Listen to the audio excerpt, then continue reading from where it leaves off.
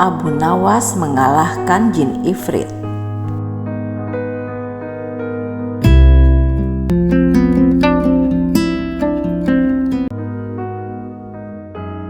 Diceritakan di sebuah kampung sedang diteror jin.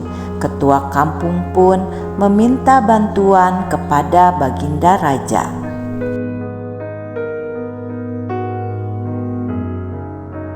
Sontak, Baginda Raja meminta bantuan kepada para menteri, namun mereka seakan dibuat bingung karena yang akan mereka lawan adalah jin yang mengganggu sebuah kampung.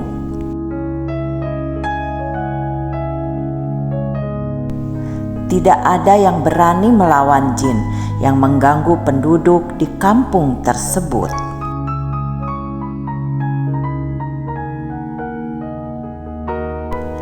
Karena Abu Nawas adalah orang yang cerdik dan cerdas, dia dipanggil Baginda Raja untuk melawan jin Ifrit tersebut di sebuah kampung.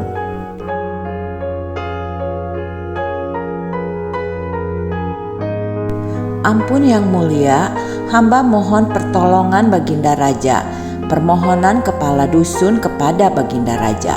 Memang apa yang menimpa kampungmu? Tanya Baginda Raja. Kepala dusun pun menceritakan apa yang sedang terjadi di kampung tersebut.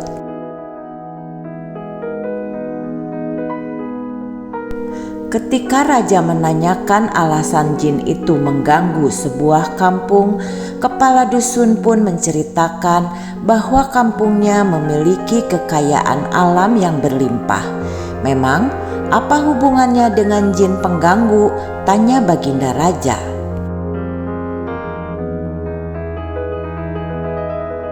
Jin tersebut mengaku bahwa berkat jasa dialah kampung kami menjadi subur dan berlimpah. Oleh karena itu, setiap panen, jin akan datang dan meminta tumbal gadis.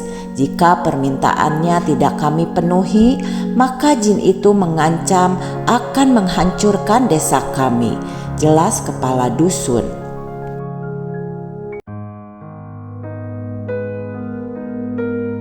Kemudian raja pun menyuruh kepala dusun untuk pulang, sembari berkata bahwa Baginda Raja akan mengutus orang yang akan mengatasi masalah yang dihadapinya.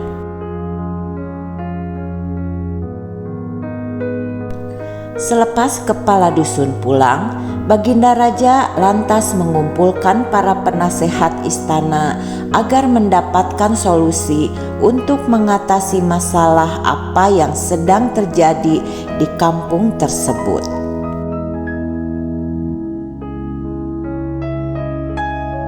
Paduka Yang Mulia, yang kita hadapi adalah makhluk halus. Tidak mungkin kita bisa melawan dengan pasukan kerajaan. Yang ada nanti para prajurit malah kerasukan, ujar salah seorang penasehat istana.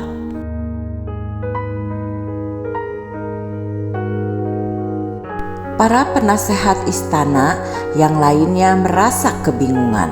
Mereka benar-benar tidak bisa mencari solusi bagaimana melawan jin yang telah mengganggu kampung tersebut.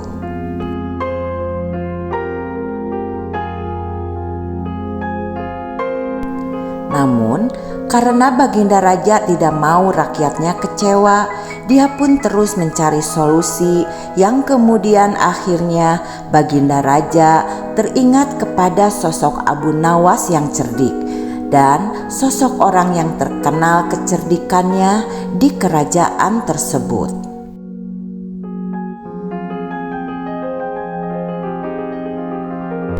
Lalu Baginda Raja memerintahkan prajurit istana untuk menjemput Abu Nawas ke rumahnya.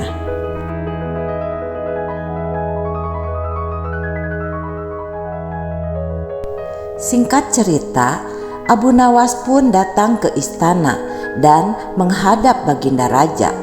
Ampun Paduka Yang Mulia, ada gerangan apakah hamba dipanggil Paduka Raja? Tanya Abu Nawas.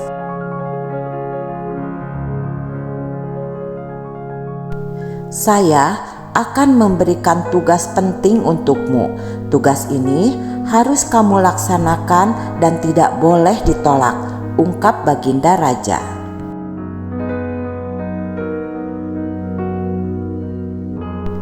Tentu, saya siap Paduka yang mulia. Apa tugas yang Paduka berikan kepada hamba? Tanya Abu Nawas.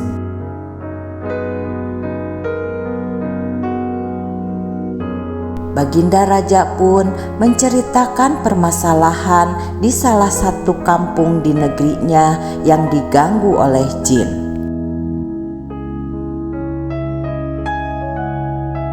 Maksud Paduka, hamba disuruh menaklukkan jin yang jahat tersebut? Tanya lagi Abu Nawas memastikan.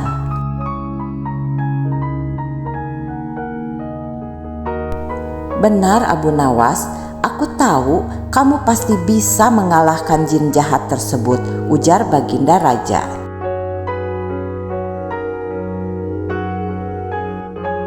Abu Nawas yang mendengar cerita dan perintah dari Baginda Raja terlihat mulai ketakutan dan gemetaran.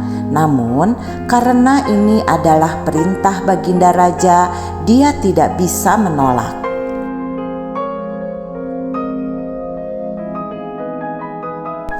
Ampun Paduka yang mulia, apakah tidak salah orang? Saya pikir Paduka keliru kalau menunjuk hamba, sebab hamba ini bukan orang yang sakti, kata Abu Nawas.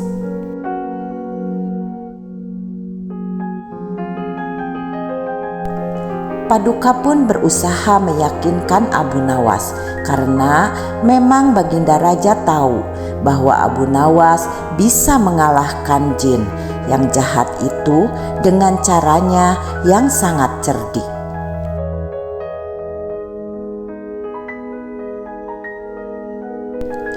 Wahai Abu Nawas, aku tahu kamu memang bukan orang sakti, bukan orang hebat, tapi kamu memiliki akal cerdik.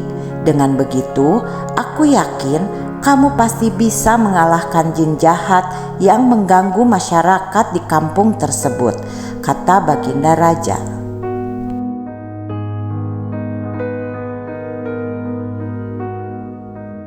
Kemudian Abu Nawas pun mau tidak mau harus menerima tugas itu, walaupun dia merasa ketakutan.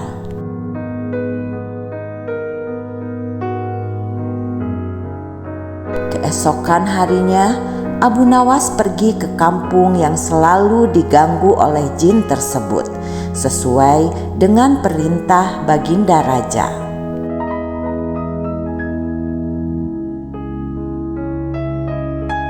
Apakah Anda utusan dari Baginda Raja datang ke sini?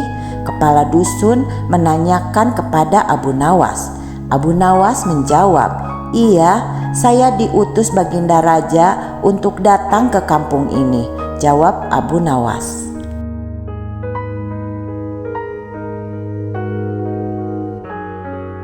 Kepala dusun kemudian menceritakan semua sosok jin itu. Semua warga dan kepala dusun pernah melihat sosok jin tersebut. Kemudian kepala dusun juga menceritakan ciri-ciri jin jahat yang mengganggu kampung itu.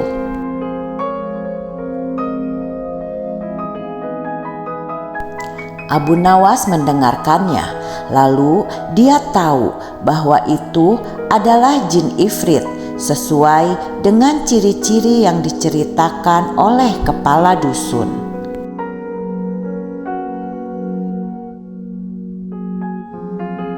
Setelah mendengar cerita kepala dusun, Abu Nawas pun berpikir untuk mendapatkan cara agar dapat mengalahkan dan mengusir jin ifrit tersebut.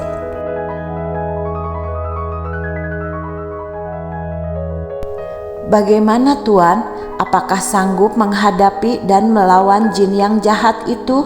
Kepala dusun bertanya kepada Abu Nawas meyakinkan.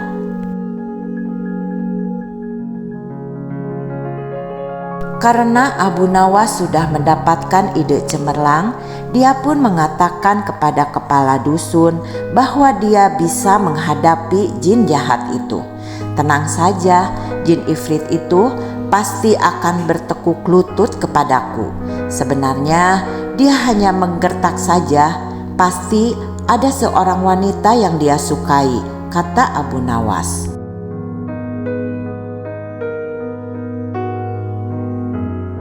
Abu Nawas akan menulis surat dan memerintahkan kepala dusun untuk diberikan kepada jin ifrit itu. Isi suratnya adalah surat tantangan kepada jin.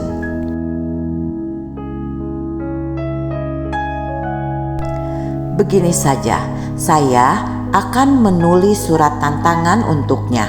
Saya minta tolong agar surat yang saya tulis ini diberikan kepada jin ifrit itu, pinta Abu Nawas kepada kepala dusun.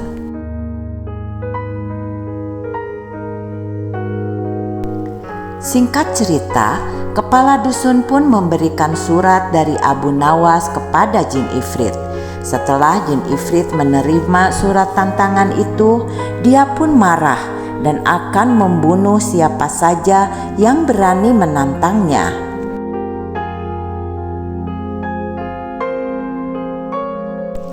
Kemudian, sambil menunggu pertandingan antara Abu Nawas dan jin ifrit, Abu Nawas pun membuat sebuah sandal yang ukurannya 40 meter. Kemudian, setelah selesai, Abu Nawas meletakkan sandal itu di lapangan yang akan menjadi tempat bertanding.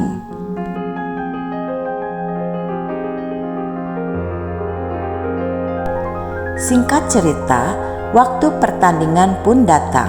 Jin ifrit yang sudah emosinya memuncak ingin segera melawan Abu Nawas dan membunuhnya. Dia kemudian datang dengan suara yang sangat menggelegar dan membahana.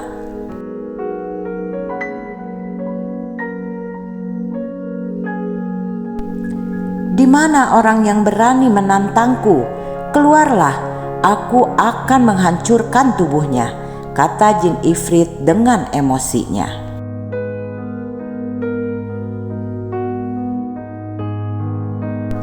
Warga-warga yang tadinya akan menonton pertandingan Abu Nawas dan jin ifrit itu pun berlarian karena takut menjadi sasaran amukan daripada jin ifrit yang dikenal jahat itu.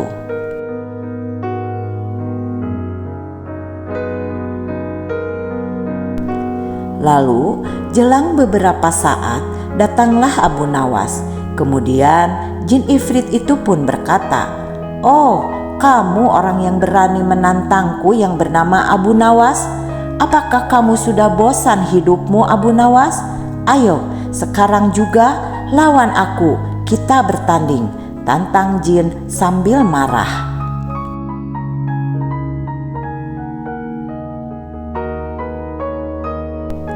Abu Nawas pun berpura-pura bahwa dia adalah murid Abu Nawas. Karena itu adalah akal cerdiknya untuk melawan jin ifrit yang jahat.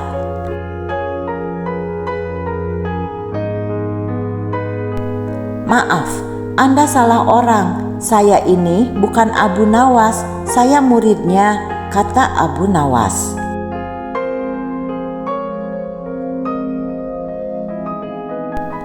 Jin ifrit pun terlihat semakin marah dan berkata, "Lalu, mengapa kamu kesini? Cepat, panggil gurumu untuk bertarung denganku."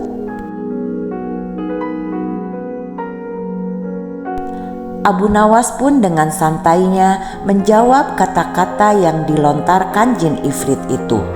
"Tidak perlu khawatir, guruku pasti datang ke sini. Aku datang ke sini disuruh guru mengambil sandalnya, karena sandalnya ketinggalan kemarin saat latihan di sini," balas Abu Nawas sambil menunjuk sandal yang sebelumnya dia buat dan tergeletak hampir menutupi lapangan.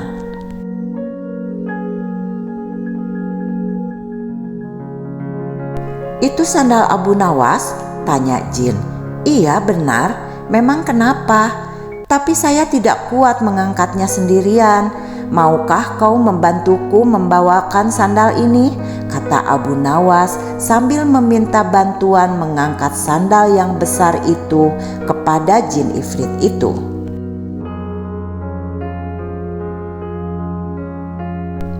Jin ifrit pun terdiam dan berpikir, sandalnya saja segede gitu, bagaimana dengan orangnya? Jin ifrit yang tadinya marah-marah, emosi, ingin segera bertarung dengan Abu Nawas pun kena mental. Dia terdiam dan ketakutan ketika membayangkan betapa besarnya Abu Nawas.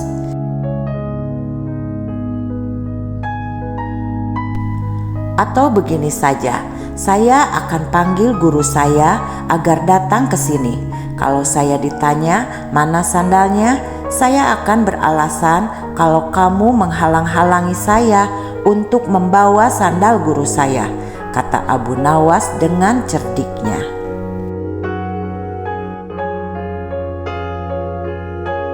Sambil merasa ketakutan, jin ifrit yang jahat itu pun berkata kepada Abu Nawas, Jangan lakukan itu. Lebih baik aku pergi saja sekarang, dan aku berjanji tidak akan mengganggu kampung ini lagi, kata jin ifrit sambil ketakutan dan berteriak. Lalu seketika dia menghilang.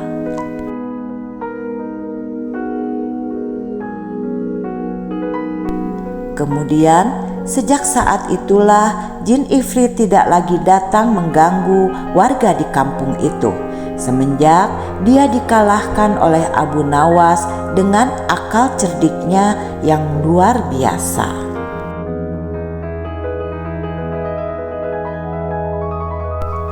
Hikmah dari kisah Abu Nawas ini bahwa yang kuat, yang hebat akan kalah oleh orang yang cerdik dan pemikiran yang luas. Jadilah orang yang memiliki otak cerdik dan gunakan kebaikan.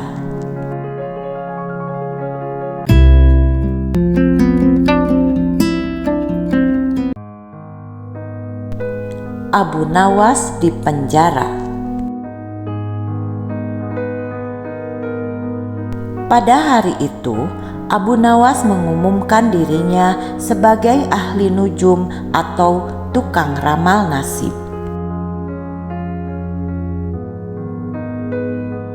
Sejak membuka praktek ramal-meramal, Abu Nawas pun seringkali mendapat panggilan dari orang-orang terkenal.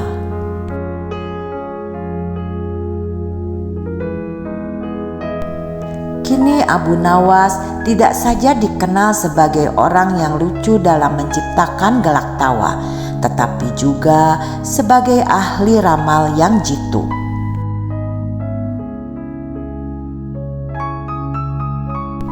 Mendengar Abu Nawas mendadak menjadi ahli ramal, maka Baginda Raja merasa khawatir.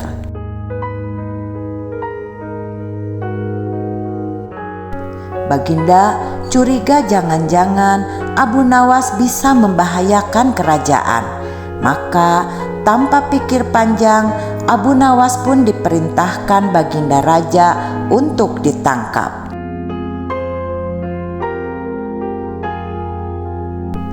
Abu Nawas sejak ditangkap merasa yakin bahwa Baginda Raja kali ini pasti berniat akan menghabisi riwayatnya.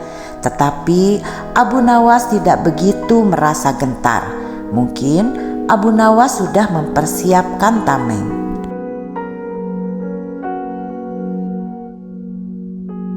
Setelah beberapa hari meringkuk di dalam penjara, Abu Nawas kemudian digiring menuju tempat kematian.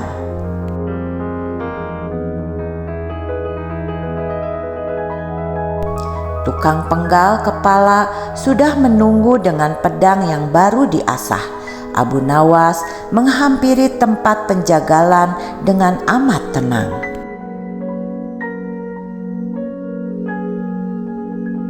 Baginda merasa kagum terhadap ketegaran Abu Nawas, Tetapi Baginda Raja juga bertanya-tanya dalam hatinya, mengapa Abu Nawas begitu tabah menghadapi detik-detik terakhir hidupnya.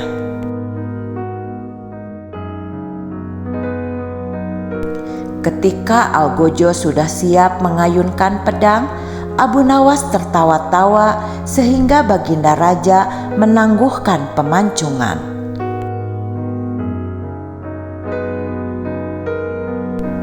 Baginda Raja bertanya, "Hai Abu Nawas, apakah engkau tidak merasa takut dan ngeri menghadapi pedang Algojo?"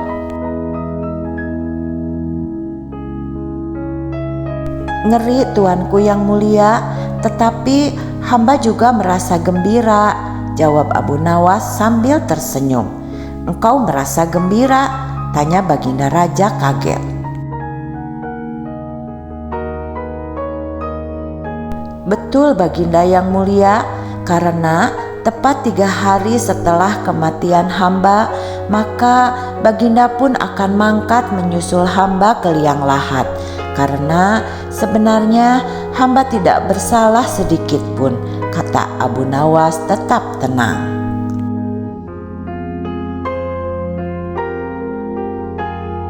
Baginda Raja gemetar mendengar ucapan Abu Nawas. Dan tentu saja akhirnya hukuman pancung pun dibatalkan. Abu Nawas digiring kembali ke penjara. Baginda Raja lalu memerintahkan agar Abu Nawas diperlakukan istimewa. Malah Baginda memerintahkan supaya Abu Nawas disuguhi hidangan yang enak-enak.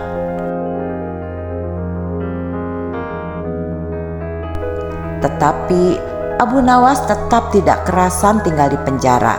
Kemudian Abu Nawas berpesan dan setengah mengancam kepada penjaga penjara bahwa bila ia terus-menerus mendekam dalam penjara, ia bisa jatuh sakit atau meninggal.